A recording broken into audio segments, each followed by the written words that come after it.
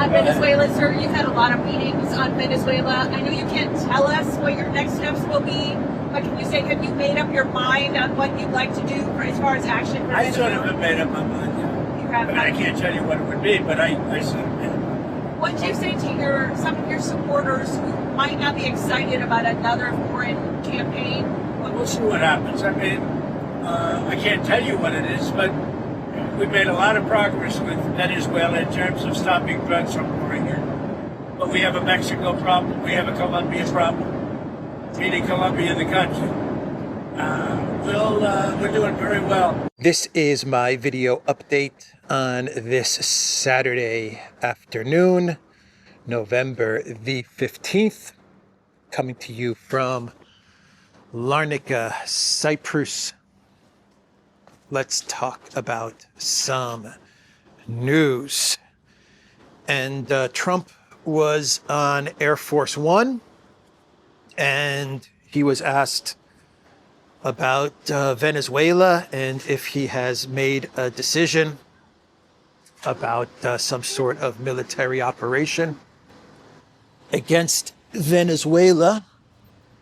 And Trump's response to reporters was that he has pretty much made up his mind as to what is going to happen with Venezuela.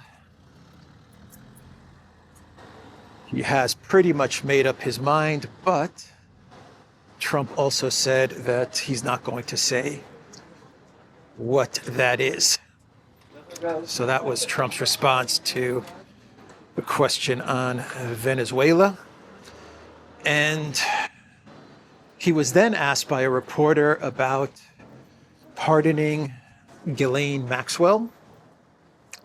And Trump's response to that was that he's not really paying much attention to what's going on with Ghislaine Maxwell. He said he has not thought about it for months, or maybe at all. That is what Trump said. And he refused to rule out a pardon. He did not say whether he was going to pardon Ghislaine or not going to pardon Ghislaine, which is the wrong answer. Wrong answer. Who is handling Trump's communications, man? The answer to the question, if you get it from a reporter about pardoning Ghislaine Maxwell, the answer to that question is no. That's the answer to that question. Will you be pardoning Ghislaine Maxwell? The answer is no. I will not be pardoning Ghislaine Maxwell. That's the answer, man. It's very simple.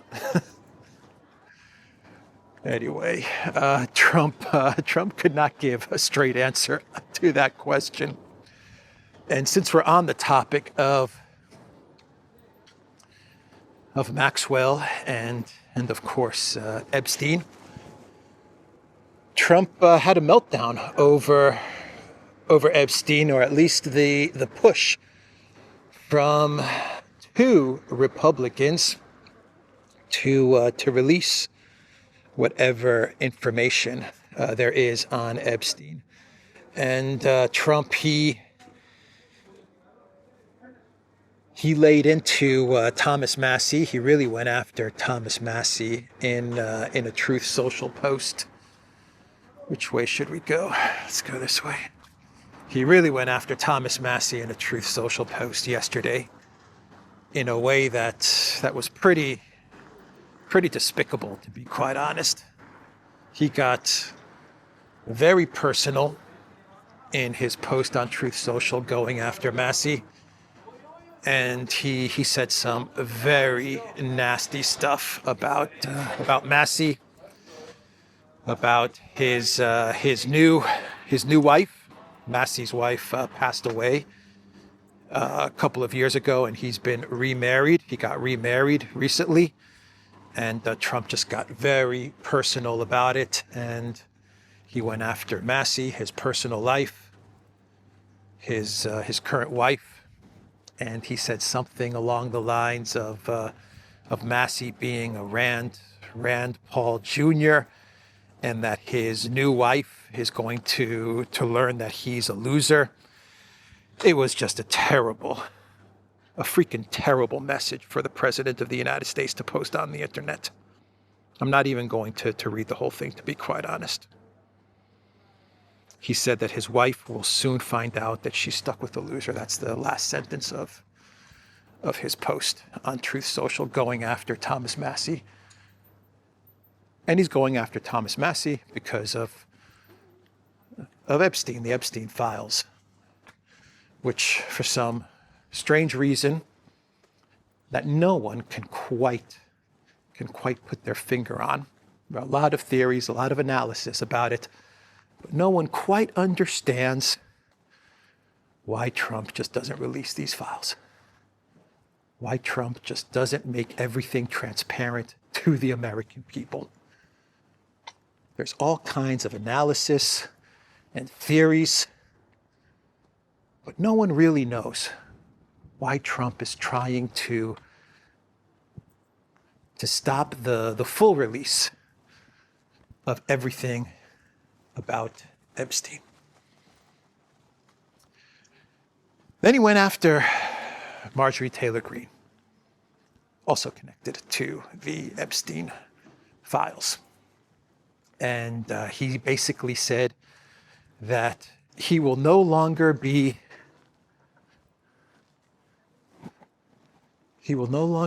supporting or endorsing Marjorie Taylor Greene. That is what Trump said in a very long post on Truth Social. He said that Marjorie Taylor Greene calls him up all the time, and all she does is complain, in all caps. In all caps, complain. And Trump can't figure out, what is MTG complaining about? As president, according to Trump, the United States is now respected, where under Biden it was not respected. The president is liked and respected, where under Biden the president was not liked and respected. He said that the economy is the best economy in the world. The United States is the hottest country in the world. It's the hottest country in the world, according to the top 100 hottest countries list. According to the Billboard top 100 hottest countries list, the United States is now the number one hottest country in the world. And of course, Trump has stopped 8 wars. So he cannot figure out why Marjorie Taylor Greene calls him up all the time, all the freaking time, and all she does is complain. And so Trump said that he's no longer going to be endorsing MTG. He said he doesn't have time for her complaining, and he's done with her. So a big public fracture in MAGA. A very big public split in MAGA. So that was Trump yesterday on Truth Social. He also, since we're still on Epstein, he also is asking Bondi and the FBI to investigate certain people and their connection to Epstein. Those people are Bill Clinton, Larry Summers, Reid Hoffman, as well as J.P. Morgan Chase. So he is asking Bondi and the FBI to investigate these people, institutions, banks, which are connected to Epstein. Just don't investigate Trump, right? Just investigate all these people. Don't investigate Trump. a selective targeted investigation. That's what he's asking of Pam Bondi. And the thing is that these very powerful people and a very powerful bank, they're not just going to sit back and allow Trump to go after them like this. They're going to retaliate. They are going to retaliate against Trump. And you're talking about some very powerful people. I mean, J.P. Morgan, powerful bank.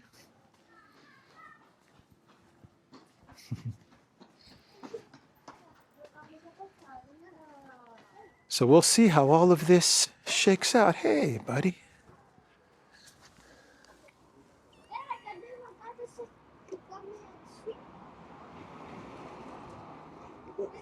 You want some food?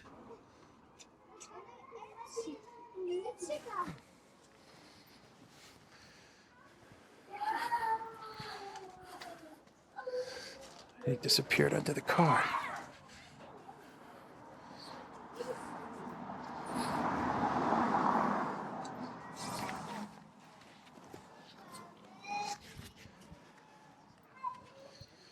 Let's see here. Let's see. I don't want to be sitting here in the middle of the street, but 1 second.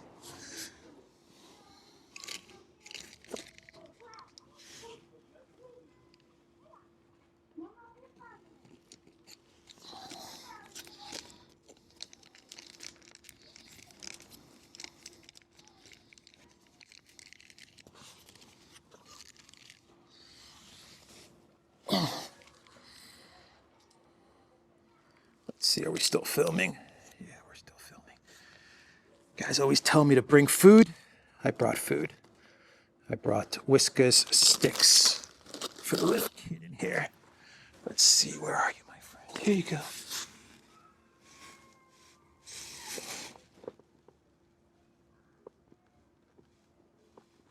Let's see if he eats it.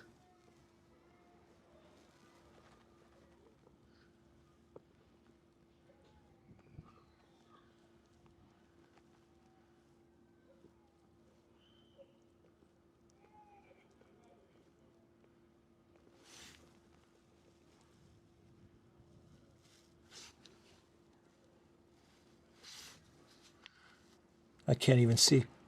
So I'll see it in post as I'm editing it. Is he eating it? Yeah. All right. I'm going to let you eat. And I am going to get back to recording. Yeah, you're eating it. I'm going to get back to recording this video. I'm still recording. So what was I saying? Yeah, they're going to retaliate, man. They're going to retaliate. And the only thing that is going to bring all of these oligarchs, these very powerful, rich politicians, oligarchs and globalists together, the only thing that can unite them, as they are going to be fighting over all of this Epstein stuff, is a foreign war. That's the only thing that unites the globalist, left, right, center, whatever you want to call them. So anyway, that is that. There were some more emails connected to Epstein that were released, which mentioned Trump in a weird way. One of the emails from Epstein has him saying that he has met some very bad people. I have met some very bad people, none as bad as Trump. But not one decent cell in his body. Okay, not one decent cell in his body. That's what one email said. Okay, and then there was another email communication between Epstein and his brother, Mark Epstein, where his brother suggests to ask Steve Bannon if Putin has the photo of Trump blowing Bubba, to which Epstein replied, "And I thought I had tsuris," which is Yiddish for troubles. Bubba, I imagine, is referencing Bill Clinton, right? That was Bill Clinton's nickname. So that communication makes zero sense. Kind of a stupid message between Mark Epstein and Jeffrey Epstein. Putin, Bannon, Bubba. Okay. Whatever. Just release all these files, man. Just release everything and let's get it out there.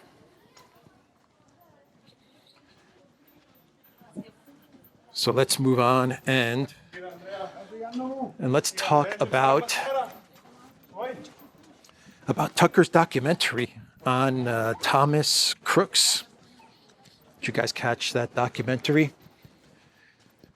Where Tucker reveals that the narrative about Thomas Crooks, which was that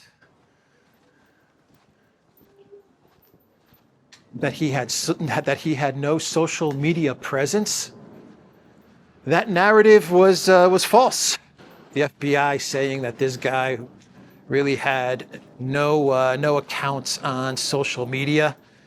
That is turning out to be misdirection, because what Tucker found is a whole lot of social media activity from accounts allegedly connected to Thomas Crooks.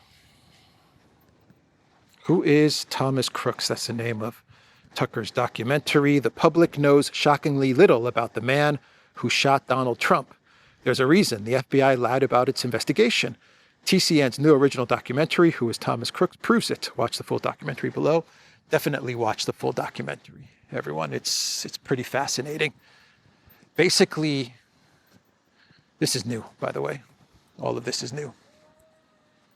Whatever this is supposed to be. Anyway, Trump, what Tucker found out about the man who shot Trump in Butler is that he had quite an extensive social media presence, that he started out being very pro-Trump and pro-MAGA. That is how he started out, Thomas Crooks. And then in 2020, something happened and he became very anti-MAGA and very anti-Trump. And then a couple of years later, someone appeared in his social media comments, and this person would comment underneath posts from Crooks, and he would basically encourage Crooks to take action against politicians and Trump, and basically was egging Crooks on to stop complaining and posting, and to start to actually do something about it. It's a fascinating documentary from Tucker Carlson, and it makes you wonder why the FBI and why the authorities presented Crooks as having no social media footprint whatsoever. Why did they put that narrative out there when allegedly he did have a lot of stuff on the web and on social media? Anyway, it's an interesting piece of work from Tucker Carlson. The NABU Energatom investigation in Ukraine is starting to focus on Kolomoisky as being the main driver behind going after Zelensky's inner circle. This is according to Ukraine media. They are saying that NABU was in talks with Kolomoisky, who is in prison, awaiting a trial or awaiting sentencing. And it was those discussions with Kolomoisky, those talks with Kolomoisky, which eventually led to the NABU investigation and the raids of Zelensky's inner circle. Echoes of the sea. Echoes of the sea. Nice.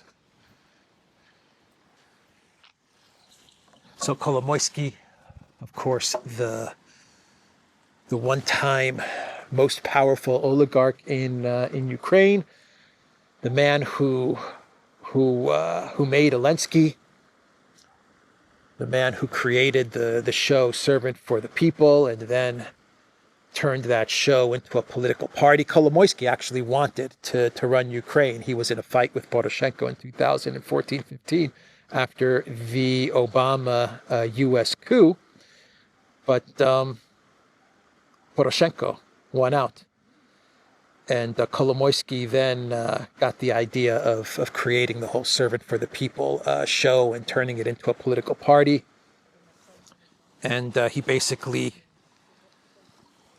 recruited Zelensky, or Zelensky was presented to him by Mindich, by Timur Mindich, the guy that is now on the run. And, well, you guys know the rest of the story. And then Zelensky went after Kolomoisky. And Kolomoisky is now sitting in prison. So NABU, who ordered NABU? Who told NABU to speak to Kolomoisky? That's a more interesting question. Who's behind NABU sitting down with Kolomoisky and putting together all the pieces so that they can go after people like Mindich? So anyway, the Ukraine media is saying that Kolomoisky is the main guy behind NABU's investigation into Zelensky's inner circle. Billionaire Igor Kolomoisky, held in pre-trial detention since 2023 over the alleged unlawful seizure of Privat Bank in Ukraine, was interviewed by NABU several times in the weeks leading up to this week's raids. Strana has reported, a source told the outlet, that the businessman returned in good moods from the meetings, allegedly telling associates that Zelensky is done. Zelensky is done. He is done. That is what he told everybody after the meetings with NABU. Voices of stone. Voices of stone. I like it. I like it a lot. I like it a lot.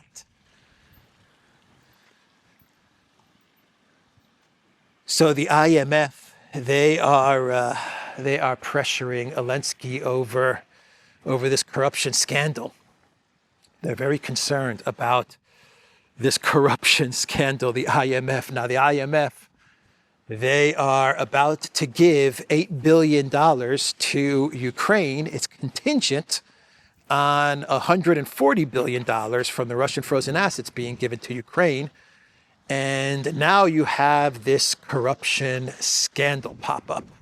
And this is making life a bit difficult for the IMF, for them to justify another $8 billion to the Green Goblin. So what the IMF is now saying is that they are going to dispatch a team of experts and professionals in tackling corruption. They are going to dispatch them to Ukraine, and they are going to put some money aside so that they can help Ukraine fight corruption. So they're going to give money to corrupt Ukraine in order to help corrupt Ukraine, fight corruption. That is what the IMF has thought up. Interesting. According to a spokesperson, Julie Kozak, the IMF will soon dispatch a staff mission to Ukraine to discuss a potential new lending program. There will be a strong focus on reforms to promote domestic revenue mobilization and, of course, to strengthen government governance and combat corruption, she told reporters. You see? Very elegant solution from the IMF with regards to Ukraine corruption. Ukraine corruption. Let's create an IMF corruption team, and we will allocate some money to this IMF corruption team to help corrupt Ukraine tackle corruption. Oh man. It's just one big washing machine, man. It's just one big freaking washing machine. The U.S. is going to deport Ukrainian men in the United States, as is Germany, by the way. But the Washington Post is saying that the Trump administration is preparing to deport Ukrainians despite fears of conscription. And an Zelensky government official has welcomed the news from the Washington Post and from the Trump administration, saying the U.S. can deport as many as they want. We'll find good use for them. Ukraine's embassy in Washington said it is aware of roughly 80 citizens currently in deportation proceedings, calling the process a lawful mechanism for returning individuals whom the U.S. declines to keep. So we're talking about 80 Ukrainian citizens that the United States is going to deport back to Ukraine, and according to the Ukrainian official, those 80 citizens will most likely be sent to the front line. The same for Germany. Germany has pretty much said the same thing, that they're urging Ukrainians not to come to Germany. Basically, I think that's what Merz said. He had a phone call with Zelensky, and he pretty much said that any Ukrainian men coming to Germany will be sent back to Ukraine. Don't come to Germany anymore. And Germany's also cutting Ukrainian benefits as well. Ukrainian refugee asylum seeker benefits, those are being cut as well. So let's do some clown worlds, and we can wrap up this Saturday video.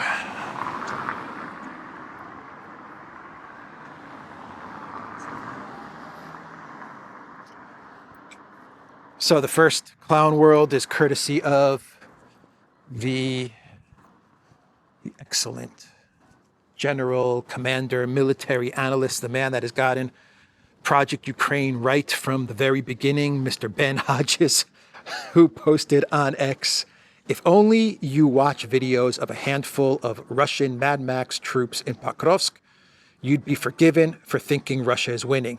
But they can't exploit gains there, even if they do finally take it. But more importantly, Russia is collapsing."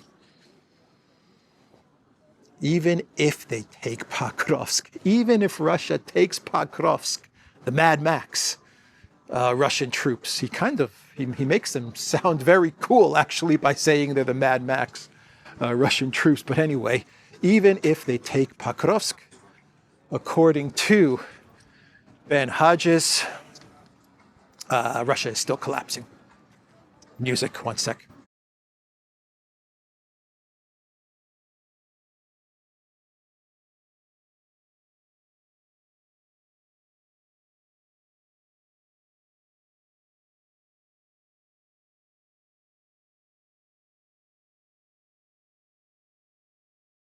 All right. I think that's a new seafood bar, a new place that opened up. I don't remember that restaurant being there. I remember an older restaurant being there, but not that one. Anyway, that's Ben Hodges. Trump on Air Force One, he was asked about his lawsuit against the BBC. And Trump said that he is moving forward with the lawsuit and that it could be up to $5 billion. We're talking about a $5 billion lawsuit. That is what Trump told reporters on Air Force One. And the European Union, they had a defense ministers meeting, NATO EU defense ministers meeting. The Big Five is what they call them, the Big Five defense ministers of Europe, and Kaja Kallas, the Big Five defense ministers, and Kaja Kallas. They had a meeting in Berlin, and Kaja Kallas, she said that, oh my God, stunning and brave, that Ukraine is a bargain as long as Russia is not winning, I believe is the exact quote. As long as they continue to fight Russia, then Ukraine is a bargain. I'll play the video of what Kallas said. It's about 15 seconds. And then she also said that wars are lost by whoever runs out of money or soldiers first. It's quite an astute observation from Stunning and Brave. Wars are lost by those who run out of money or soldiers first. I have to think about that one. It really makes you think, huh? Kaja Kallas, she definitely understands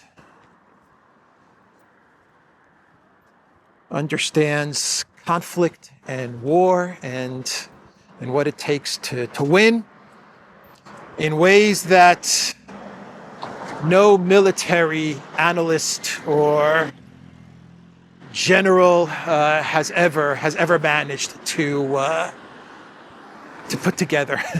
I don't even know what I'm saying anymore. Here's Kaja Kallas.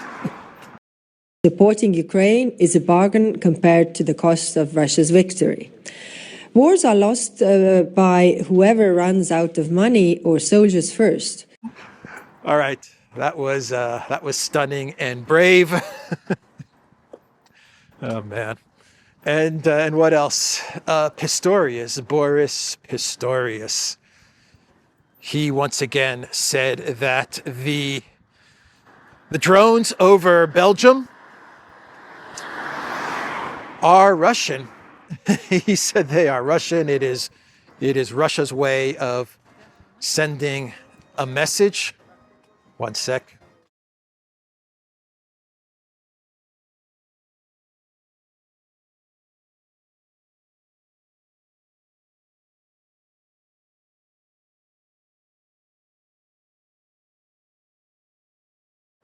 All right.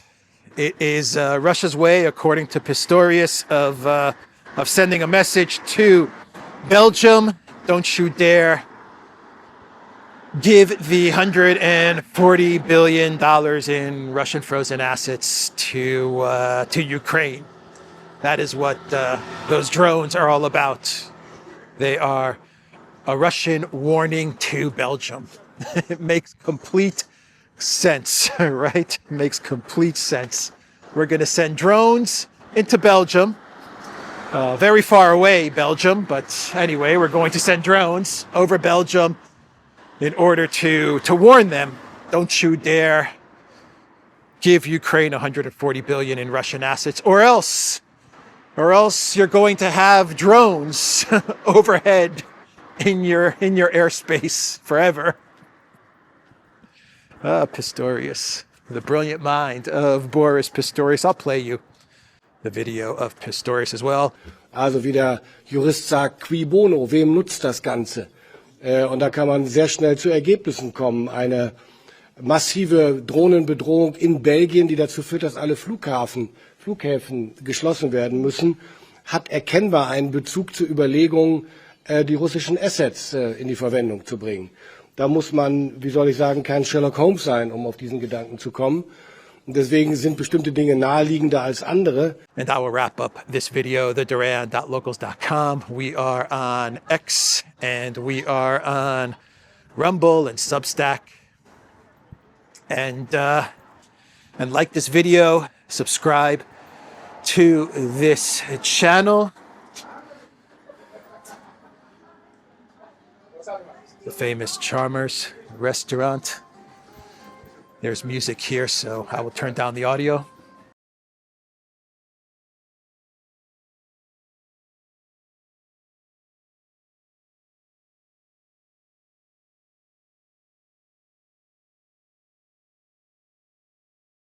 All right.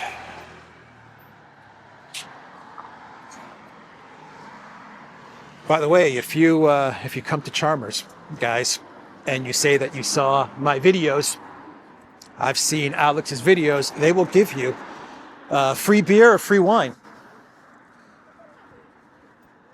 No joke. No joke. So definitely, if you are in Larnaca, make your way over to Charmers and get yourself some free beer and some free wine and some good food. That is the video, everybody. I am signing out for this evening.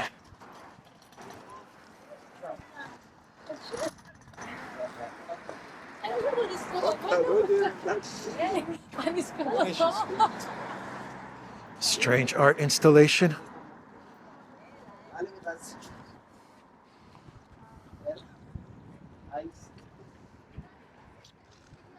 All right, take care.